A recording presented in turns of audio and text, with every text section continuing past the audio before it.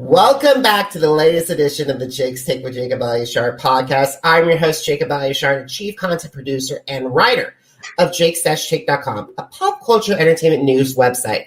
Guys, before you watch this video or listen to the podcast audio version, go subscribe on my YouTube channel and like it, the video, or subscribe to the podcast on the audio version.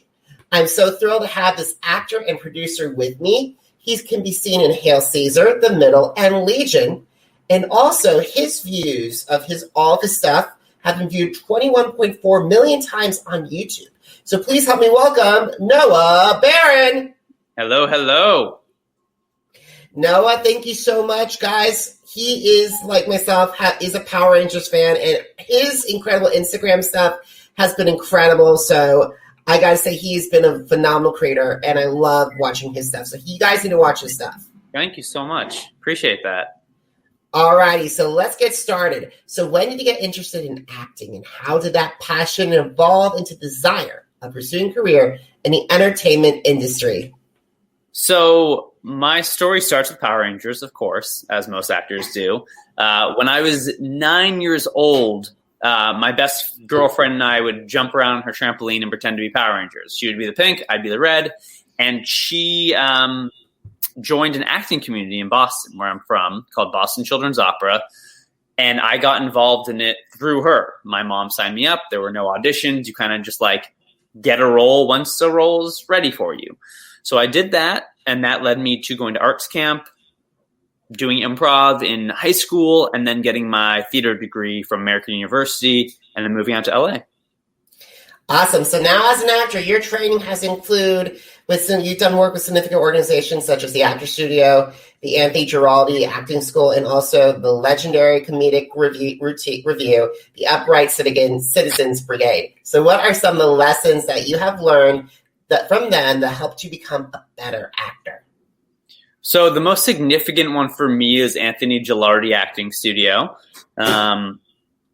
I now run the studio. I'm the COO. I got promoted at the beginning of the pandemic, which was good news and bad times. I could talk for hours about acting and advice and tips. I was on set yesterday, and the younger actors were asking me some tips and advice, and I kind of just talked their ears off. But my biggest advice is, contrary to popular belief, the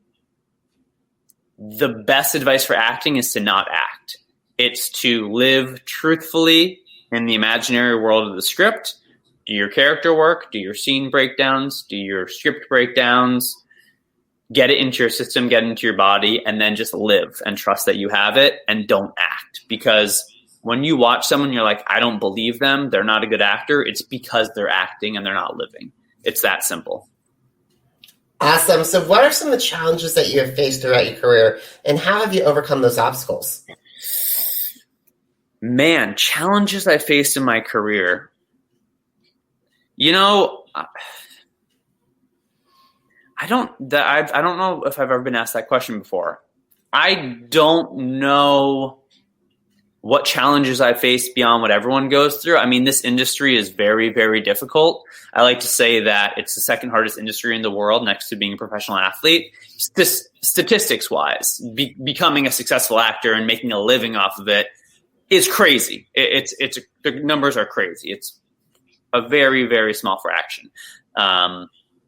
So I would say the challenges are just how you're playing a numbers game, and the odds are not in your favor by any means. And you just have to keep hustling and keep going and keep moving forward. But for specific challenges, I'm not sure, because I'm a very positive guy and optimistic. If there's a challenge, I just go right through it, if that makes sense. And I don't harp on it. So it's not jumping out to me as something like, oh, this was a great challenge in my life. I mean, there's so many challenges of living in LA and, again, just this industry, but I can't think of a specific one that was really a hindrance or a roadblock. Well, I'm glad I can't believe that question hasn't been asked before to you. So you did phenomenal for your first time answering it. Well, I feel like I didn't even answer it, but I'll take it. All righty. So one of my Noah's one of my favorite content creators, guys. He has created a lot of incredible, with his crews, he's created a lot of fan-made short films, including his 2013 Captain Planet one, which I loved. Thank and you. then the Guess Who, a parody movie trailer. So how long does it take you to create these films from conception to release? It's a good question. Captain Planet trailer was much longer. That was one of my very first videos, hence 2013, and we did an Indiegogo for that. So we raised, I think, $5,000 or $6,000, and we brought on, like, we had casting calls. We went through, we went through the union with it. We did everything by the books. That was a bigger endeavor, a bigger project. We had a costume designer. We had a huge makeup artist to, airbrush Captain Planet, and we had a trial run for that as well. So that was so long ago. I would say that took maybe 6 months, 4 months from the idea to the completion. But that was also when I was first starting out. Guess Who's not a good example because I didn't produce that. My buddy Steven Parker headed that up, and he just asked me to do it and do a collaboration with his channel. But something like, one of my other videos takes, at this point, 4 days or something. Captain Planet trailer was a bigger tentpole project, as they call it. My other sketches take a few days. It's just calling friends, seeing who wants to do it, grabbing one of my shooters, and shooting it in a day, and then editing it in a few hours. Awesome, because you and I, as I mentioned earlier in this conversation, we are both Power Ranger fans, and one of the things that drove me to your work was actually seeing you dress up as Tommy, a Mighty Morphin Green, because there's a Ranger, because there's a lot of different variations for him. So I loved your Life After Power Rangers 6-part mockumentary. So in this web series, guys, he had the opportunity to work with both original cast members David Yost and Walter Jones. So how did that opportunity come about? Yeah, so that was pretty crazy, and it's still, to this day, I don't understand how it happened. David Yost and I had communicated once on Instagram before. I tagged him in something, I believe, and he hearted it or responded. I told him, I was a huge fan of his and kind of my story about Power Rangers and becoming an actor. And then when we shot the pilot, we weren't sure if we were going to shoot more than that, if it was just going to be this one-off. And when we decided to move forward with it, I reached out to David on Instagram and I said, hey, this is a crazy thing. We're doing this project. It's called Life After Power Rangers. Here is the private link to the pilot episode. Would you be interested in coming and shooting for a day? And he was like, this is great. Yeah, tell me what you want. So we're like, oh my God. So we had to figure out what role we wanted him for, what the character was going to be, how it was going to work in the series. And then he came and shot for a couple hours. And then we ended up using that footage for, I think 3 or 4 episodes. And then once that released, it kind of got some traction. One of my buddies, Al, reached out to me on Facebook and was like, hey, I'm friends with Walter Jones. We've worked together. We've taken salsa lessons before. Do you want me to text him? I was like, yes. Texted Walter. He said, and then he texted me. He said, okay, Walter's waiting for your call. Called Walter. Talked to him for about 20 minutes. Told him my story. I was sweating profusely. He said, yeah, how long you need me and what's the character? I told him. He was like, great, I'll see you then. Awesome. That is incredible. These stories are incredible, and that's this part documentary is amazing. It's definitely best web series, and then I think because of that, you became a top fan voice in the fan community. So what does it mean to be a part of the Power Ranger fan community mean to you? It's cool. It's interesting. It's awesome. I'm still trying to find my way in that world because it's interesting because I'm not a typical cosplayer or fan in the community. I am an actor and producer, and I happen to have a love and passion for Power Rangers and this series that kind of took off a little bit. But I'm not, my world doesn't revolve around Power Rangers. If I were an actor and producer, it probably would. But my world revolves around my life in LA, producing, acting. So Power Rangers is a small part of that. So bridging the gap between, full-blown Power Ranger aficionado and actor living my dream in Los Angeles, if that makes sense. That makes perfect sense. So you have also, I want to get back to some of your roles as well, because you actually had the opportunity to appear at the Coen Brothers' Hail Caesars, and also you worked on several TV series such as Legion, The Middle, and Tell the Truth. So what did that mean to work on not only the Coen Brothers movie, but also to work on these series? Yeah, I mean, they're all fantastic experiences. The Coen Brothers film, I got to work with Josh Brolin and Scarlett Johansson, and I was on set with them for the day. And, we all had our actors' chairs, and it was 3 lined up, and it was Scarlett, Noah, Josh, and it was just like so surreal. Working with the brothers, working with Roger Deakins, who's like the most winningest DP and the cinematographer in the world for Oscars. That was surreal. And that was my first big booking in Los Angeles, is to work on one of the biggest projects you could possibly think of. So that was crazy. That was awesome. That was a trip. And then working on The Middle, I actually worked on 2 episodes. And my first episode my scene got cut, which happens like 50% of the time. And then I got brought back in for 3 more episodes, and I kept auditioning. And then I booked another project or another episode, and the character was actually similar, so they didn't have to have me come in for a fitting. They just gave me my wardrobe from the previous season that my scene got cut. And that day was great. I made 2 lifelong friends, Amos and Ashley. They were my kind of co-stars that day. I still talk to them all the time, communicate with them on Instagram daily.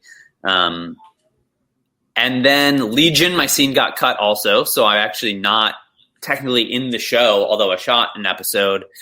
And I don't know how much I can talk about it because I did shoot it, but it was cut. And let me guess, also NDA, non-disclosure agreement? Yeah, I don't know if I signed an NDA. I don't think I did. But with filming and stuff, you're not allowed to talk about what you're working on until after releases, typically. But I played a villain in the X-Men universe in a flashback, so a younger version of that villain. And yeah, and to tell the truth, was just kind of a fun little game show I did as an actor. That's cool. I gotta say, having your first LA role gig, being a Coen Brothers with Josh Brolin and Scarlett Johansson, that is like what actors dream about. I know, it's pretty crazy. It is. And I'm guessing, and now you don't have to confirm or deny this, but I'm guessing the younger version of the character, I definitely see a lot more of Trevor Fitzroy or Magneto. That's what I'm just going to give my guess. Interesting. You can find it. You can find the information online if you look hard enough. Alrighty, so let's get on to I have 3 more questions I got to ask you now. So, what are some of your favorite social media platforms, and why do they stand out? So Instagram is number 1, although I used to not be on Instagram. I was very much against it. I didn't understand the purpose of it. I thought it was egotistical. I thought just posting photos of yourself was really weird. And then I worked on a sketch with this girl, Taryn Southern, who's got a pretty huge following. She's a YouTube star. She's branching out from that as well. She has music. She does documentaries. She's doing everything, feature films. She kind of forced me to get on it when we were on set once. My first photo was actually with her, and now I love it. It's where I, communicate with most people. Facebook, I used to love, with everything political going on and the research I've done on how Facebook will just post anything regardless of facts or truth, kind of makes me angry and makes me want to be on there less. And then YouTube used to be number 1, but now I don't like YouTube either because they stifle creatives, and my channel just got demonetized for the 2nd time this year. Wow, that's awful. For no reason. So I had to go through the process, lose payment for a full month. I just got remonetized 3 days ago, but it's they keep doing this to me, and that's why I stopped creating content, because first of all, I would put a lot of energy and time into my content and it just wouldn't get views. That's not how YouTube works anymore. So I'm moving off YouTube and onto kind of bigger projects and feature films and content that I can make a living off of. And I gotta say, your future platform's gain is YouTube's loss. I think so. All righty. So I know that you mentioned this earlier because you were on set with commercial with a lot of younger actors, but I'm going to ask you this question anyway. What if you had an opportunity to meet with fellow actors who are still young enough or just first timers that want to become more invested in their career and want to advance to a few bigger projects? What advice would you share with them? Read scripts, read plays, read television shows, read acting books, read Uta Hagen, The Respect for Acting. Get an acting studio. Find an acting studio that you can feel comfortable in. That's a safe space that feels like home. Again, Anthony Gilardi Acting Studio is my whole life. I wouldn't be anywhere in this town without Anthony and the studio. And we are a family there. You know, we have 80 studio members right now, but we are such a tight, close-knit group. So definitely train. Like when I moved out to LA, I met the director that I got set up on a meeting on, and he was like, "Where are you training?" And I said, No. What do you mean? Like, I have my degree in theater. I know what I'm doing. I don't need to train. And he looked at me like I was crazy. And that was such a revelation to me because I thought I knew everything there was to know about acting. But in reality, I knew very little to nothing about acting. Yes, I had my degree, but I was trained in theater and to project and perform and be big. And now I had to learn how to act on film and television commercials, which to me is much more here than here. It's much more internal. And then, once you do all that, start creating your own content. I mean, we're talking right now because I created a bunch of content, but make sure you know how to act first. I think a lot of actors say, how do I start auditioning? And the question should be, how do I learn to act? Because if you're going to start auditioning, you're going to shoot yourself in the foot. And it's going to be detrimental to you and your career because you're going to put yourself out there. You're going to do a terrible job because you don't know how to act. And then people aren't going to want to see you. You don't put a heart surgeon into surgery before they've trained because they'll kill a person. You don't put an actor into act because they won't know what they're doing. And I say that, I know it's like hyperbole and I'm over exaggerating, but at the same time, there is a respect for acting. There's a craft. I've been training 26 years now, and I still have so much to learn. So just train, learn how to act. I totally agree with you on that. That's what I tell people about podcasting and journalism and interviewing. I actually have my degree in broadcast journalism. Same with me. With me. All righty. So where can they connect with you on social media? And more importantly, where can they view your work? Yeah, so I'm pretty much Noah Baron everywhere. That's NOAHBARON, Noah Baron on all the platforms, Twitter, Instagram, YouTube, Facebook. I'm the Noah Baron because the person who has Noah Baron won't give it to me.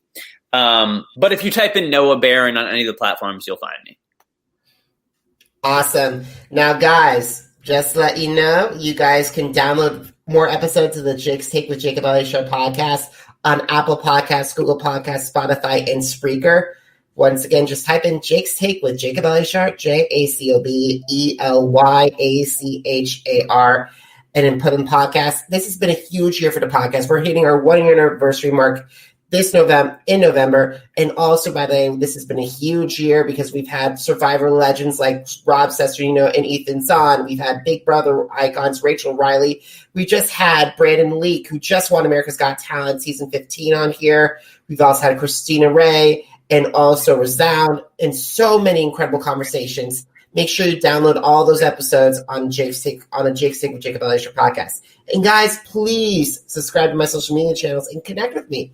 Facebook, Instagram, Twitter, and YouTube, Jacob Elyachar, JACOBELYACHAR. And also, guys, if you want to look at my interviews and more articles, and by the way, including I've had the opportunity this year to interview Catherine Sutherland and Akira Brees, head to jakes-take.com. Once again, jakes-take.com. Noah, you are phenomenal. You've been incredible, an incredible guest. You're one of my top content creators of our generation, and I cannot wait to see what goes next in your next chapter. Thank you so much. That means a lot. I appreciate that. Alrighty, guys. Thank you so much for watching or for listening, and I will see you next time, and have a great one.